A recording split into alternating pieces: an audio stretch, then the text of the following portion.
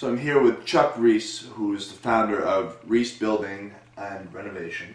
And why don't you tell us a little bit about your operation at Reiss Building? Yep. We are a residential construction company. We, in the last 10 years anyway, have been focusing on green, low energy load homes. I also have a green development company called Vermont Building Resources that has done a project here in Heinsberg called South Farm.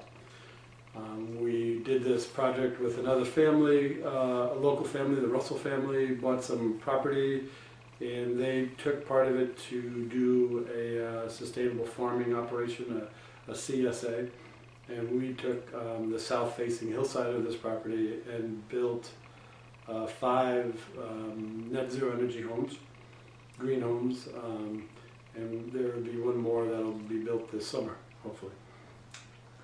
So that's kind of what, from a business perspective, I'm also engaged in a group called Building for Social Responsibility, which is a green residential construction advocacy group. They have a program called Vermont Builds Greener, which is a green certification for homes that can then become certified as built green. I'm the chairperson of that. So I guess before we get into more of the specifics, what originally, you said 10 years ago, what really turned your focus into green building and energy efficiency as a builder prior to then? What changed your motivation in the last 10 years? I was at the University of Vermont, Okay. Got my master's there in environmental biology, and I always loved to work with my hands, and I realized that I would probably like to try and combine my interest in ecology and biology with some physical work, and construction seemed to be a natural fit for me. So I got into construction because of my interest in building, but also building in a sustainable way. So my interest in ecology is the belief that we are, as a society, as a species, sort of need to address this whole concept of how we can live in harmony with the world around us. And physically housing ourselves in structures the most sustainable way is a component that I kind of focused on, and that's how I got into construction. Okay. So. And in terms of what has now been done with South Farm Homes, and these 5 houses that your company has built, how, from a logistical standpoint, what is required, I guess, for these homes to be heated in the winter when it's 0 degrees in Vermont, and these same homes to provide enough cool air in the summer when it's 95 degrees in Vermont? How do you build a house to last year-round and function relying solely on renewable sources and being self-sustaining without fossil fuels? Well, there's up at South Farm, there are 2 types of homes. One is heated with geothermal heat. The other one is, there's another one. One of the customers is using pellets, which is a renewable wood source. But 4 homes of the 5 are using geothermal heat, which is extracted from well water. There's heat extracted from that water. It's run through a heat pump and then returned back to the well. And we extract heat as the water runs through that, enough to heat up a tank to 100 degrees. That then gets circulated in tubing in the floor, radiant tubing it's called. That whole process is run electrically by a pump, kind of like your refrigerator pump. And the electricity from that is supplied from the panels that are built into the roof, so that these homes are actually net zero and also net zero carbon. There's no combustion going on in these homes.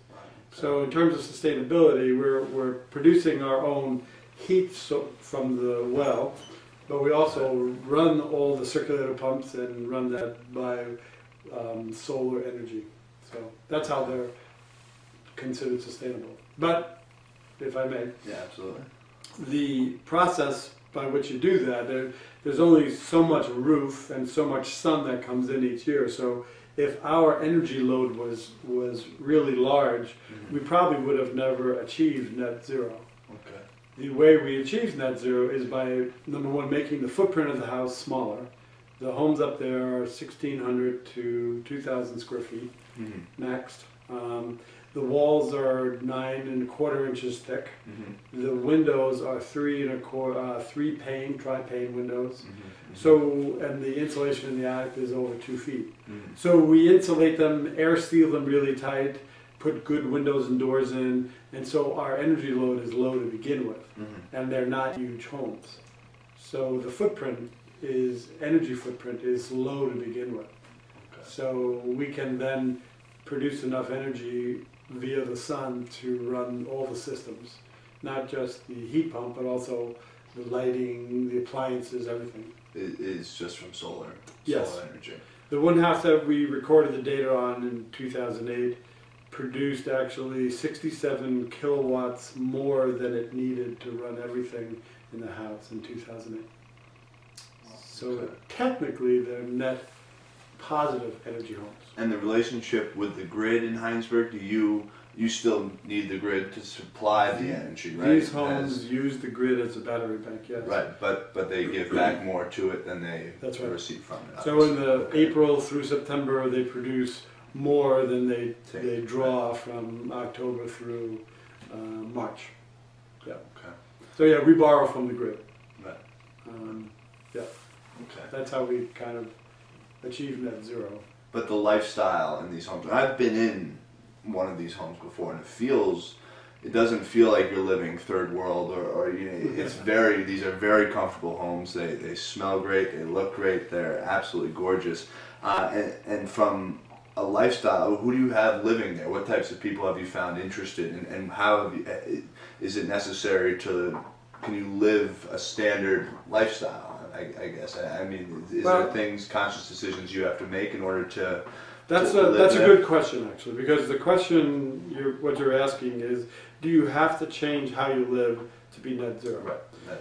Yeah. And the honest answer is yes. You have to change your lifestyle. If anybody going into those homes kept the lights on all the time, or decided they're going to add a jacuzzi out to the deck, or whatever, those homes would not be net zero. Okay. They're also not net zero because they don't have air conditioning. So if you put air conditioning into those homes, they would not be net zero. So yes, there's some behavioral changes that you need to make. Are they significant to the point where you're third world? No. No, right. Not at all. Absolutely not. No, but do you have to think about when you're keeping lights on? Do you have to think about the types of appliances you put in your house? Yeah. You do. And personally, I think that should be a requirement of all new homes. That this is the way you're going to live now. This is different. Yeah. And in terms of the diversity of people you have living there now, do you have families, couples, who are? There's one family there, 2 retired couples, and then 2 working class single individuals. Yeah. Right.